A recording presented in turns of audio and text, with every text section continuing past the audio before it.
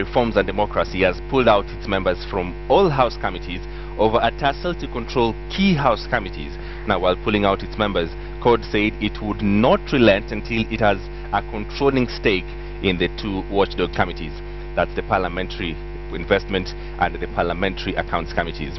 And as KTN's Patrick Amimo reports, the stalemate is threatening to paralyze House business. When the House convened in the afternoon, Speaker J.B. Muturi sought a report on resolving a stalemate over membership to the two watchdog committees, PAC and PIC. As at 1:30 p.m. today, the Office of the Clerk had only received the list of members nominated to the remaining committees from one of the coalition parties. The Jubilee coalition has submitted. Now, the long-anticipated battle for control of watchdog committees finally erupted on the floor of the National Assembly.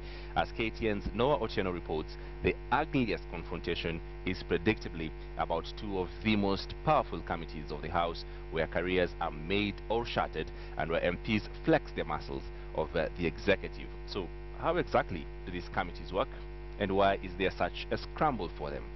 Take a look at this. Yeah, thank you, Mr. In the new standing orders, the operational word in the composition of the select committees in the National Assembly is numbers. There was never any doubt that the Jubilee side, being the majority, would control the House and all the committees. But the CORD side is seeking to convince the House to let parliamentary tradition prevail, where such watchdog committees like the Public Accounts and the Public Investments Committees are controlled by the opposition, or, like in the current House, the minority side. Out of the 17 members allowed for PAC and the PIC, Jubilee will constitute the majority, although they are ready to let CORD members chair each team. What is so difficult? You may even, because you are in government, give us the 14. I know you will use your powers and influence to buy 2 or 3 and get back to your side. The selection committee will use the lists given by each side to nominate members to the PAC and the PIC. The nominations will be based on the strength of each side.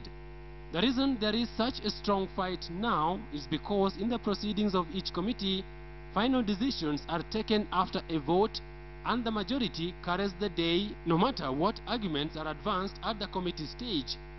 The weaker your side, the less they will be heard. No matter which side the chairperson comes from, he or she must sign the report adopted by the majority after the vote. So, all a person has to do to get the favor of the committee is to ensure they whip the side with more members to vote a certain way. The Public Accounts Committee is so central because it queries how the government spends the money budgeted for in a financial year and can recommend actions against those who misappropriate public funds. The Public Investments Committee keeps an eye on government businesses and how they are run or disposed of. Previously, chairpersons of these two committees have become much sought after and sometimes very popular politicians because they can make the lives of government contractors and government officials very difficult. Now out in KTN Prime.